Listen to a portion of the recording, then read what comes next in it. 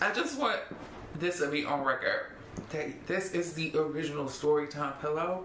Hey, what's up, all my top moms and girls of the world? Ken here, could make it. Today, I wanted to talk about my experience with this submissive man, and I think going into the new year, I wanted to encourage people to try new things, and I want all my girls to find them a submissive man because, bitch, I'm telling you, it's where it's at. Let's get into it. I'm here to put the shiesty bitches on today. Oh, I'm here to put the shiesty bitches on today. Sprinkle, sprinkle.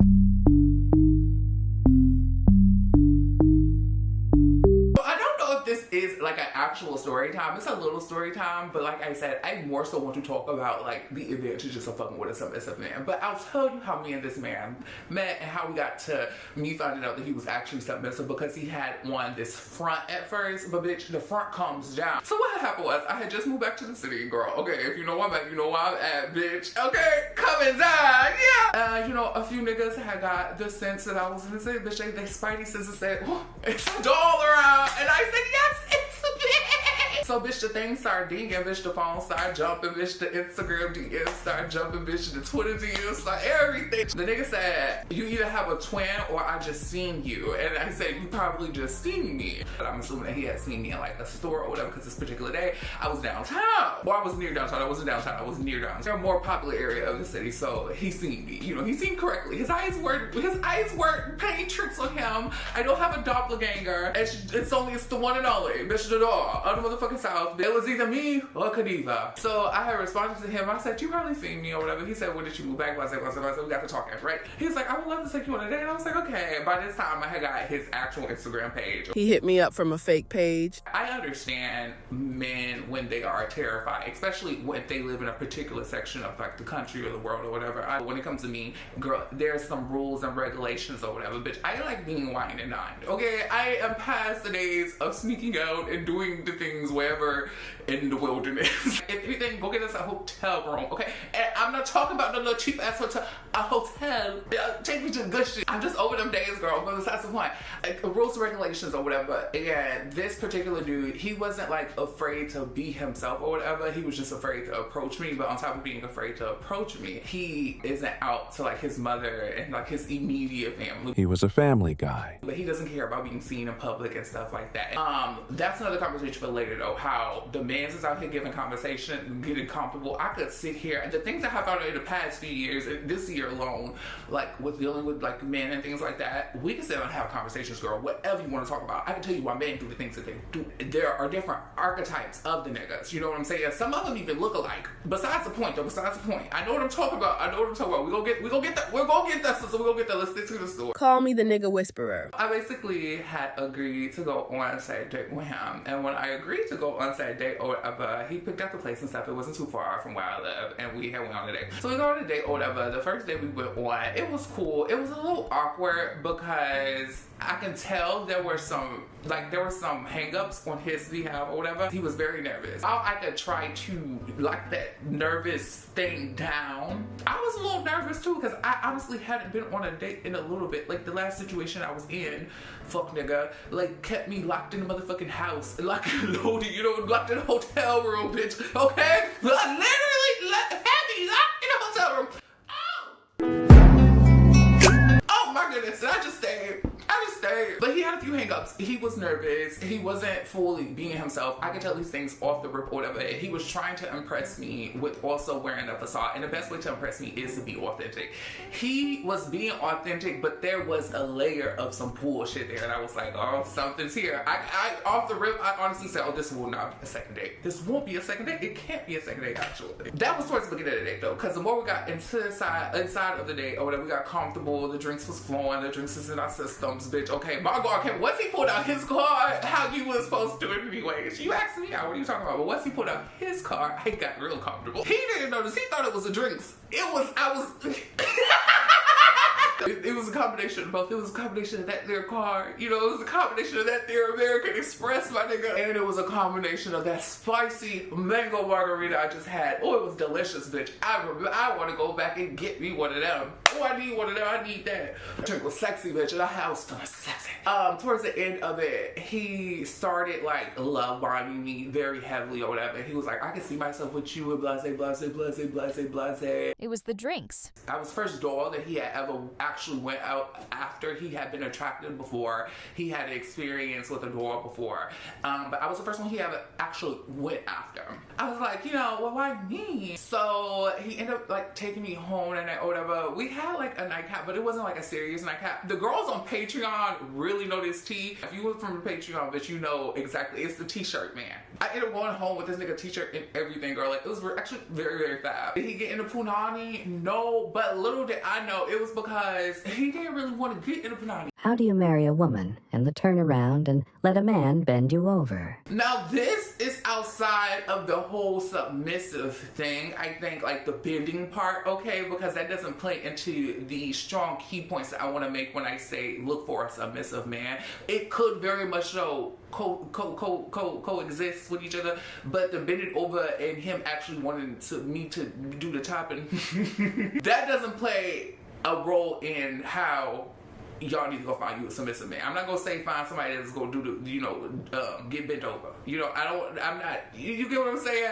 Okay, we're gonna continue, just gonna continue. I could go into more detail about the date, but there's no use to go into what detail about the date, because I don't want to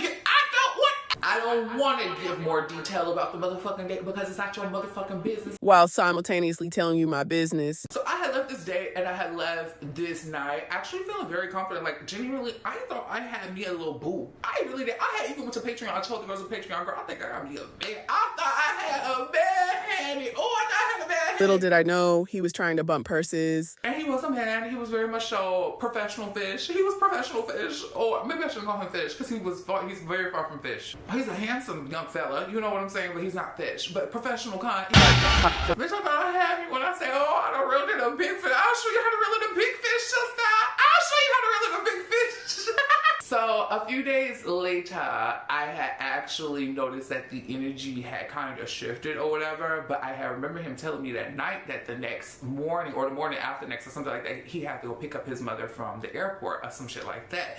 Now, with registering that in my head, I had registered that he wasn't fully comfortable, like he's close to his family, but his family doesn't know about him and what he likes, you know? With these two things in the equation, I came to the conclusion that, oh, he's backing away because he sees that it just can't be a real thing between us. And this was, even though he was love bombing me a bit, this was a band that was more so relationship oriented. Like, he wants that, you know, he's ready to settle down and he's had his fun and shit like that. I should throw that in there also. When it comes to me, I don't care about being a family just because I don't come from like this super tight, I like my family members that I see, but I don't have a super duper large tight you know, family and stuff like that. So I don't really care about family. So I don't really care if his mother knew or not or whatever.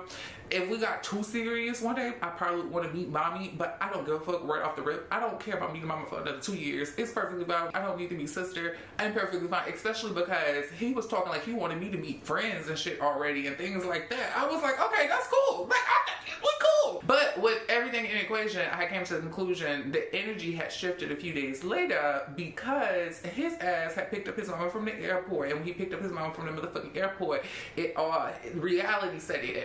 Reality set in, and reality told him, bitch, I gotta go marry a bitch. You know what I'm saying? I gotta go marry I gotta go marry a real fish, bitch. Here comes the bride. Here comes the bride. So once I sense the energy shift, you know what I'm saying? Once the energy, bitch, if I sense a 180, I don't need the full 360. I sense a 180, bye. You know, I'm a runner. I'm a track star. I'm a run away when it get hard. Bitch, you don't have, I'm a run away before it get hard. I gotta go, especially because I don't need no unneeded stress in my life. Like, what do you, my life, but living my life like it's my life was better without you. There's a song for that. It's not coming to mind right now, but there's a song for that. My life was better without you, actually. It's perfect. I'm fine. I can do bad all by myself, bitch. I can do better all by myself. So once I sensed the 180, bitch, it might have been, that nigga tried, he turned 90 degrees. It wasn't even a 180. He went 90 degrees. So no. I had messaged him on some, I forgot what I messaged him. If I have the clips, I'll insert the clips or whatever from the Patreon. So we fast forward to like a week later.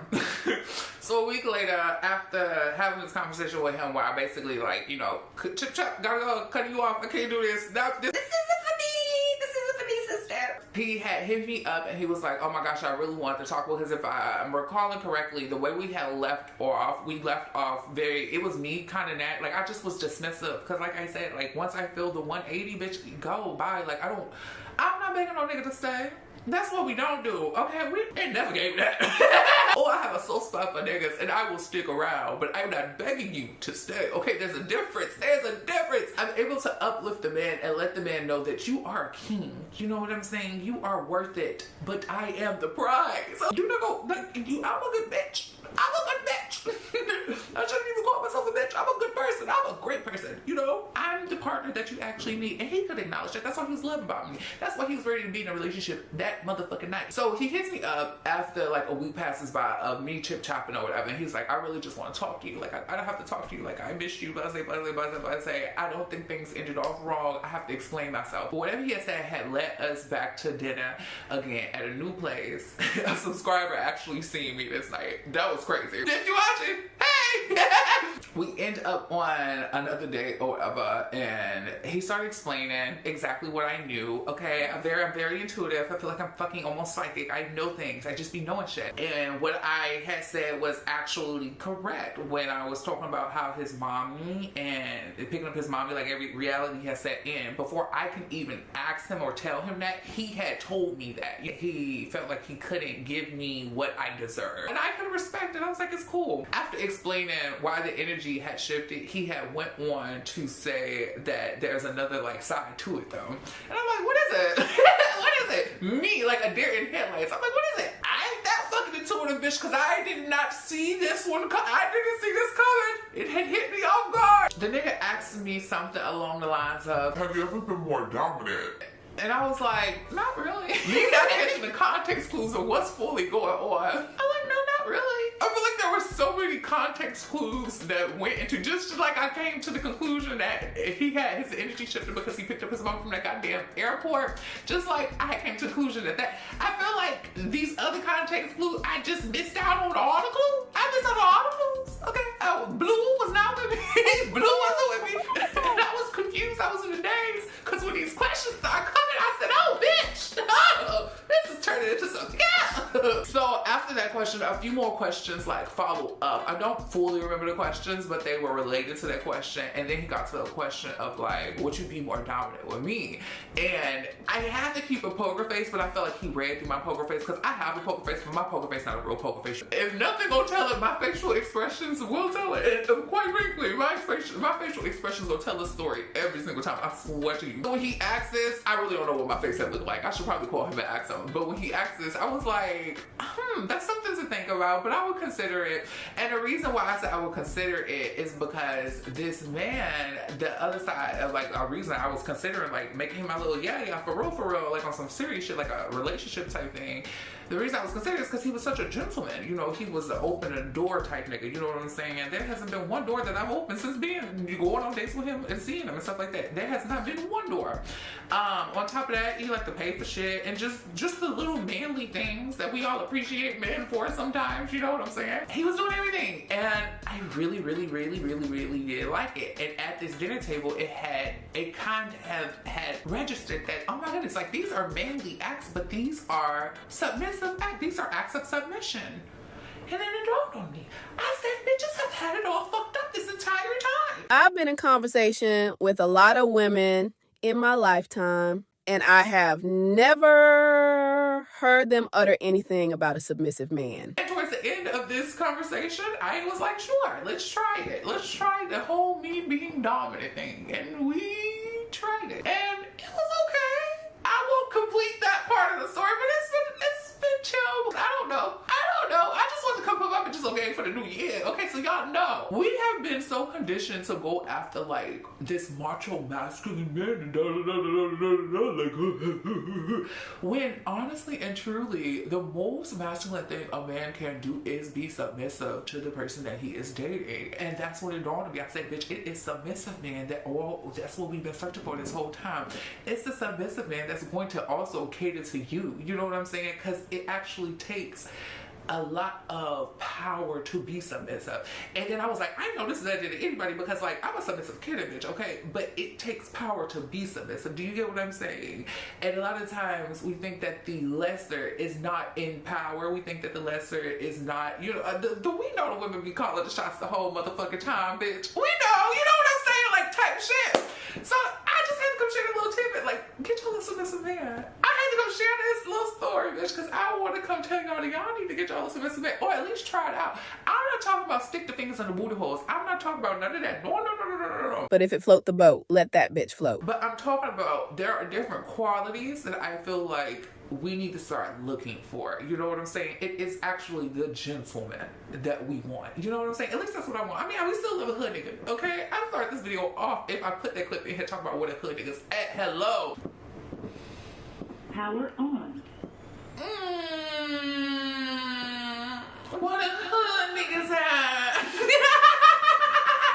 But even a hood nigga could be a little submissive sometimes, you know what I'm saying? I don't know what y'all about, like being submissive man. I don't say that.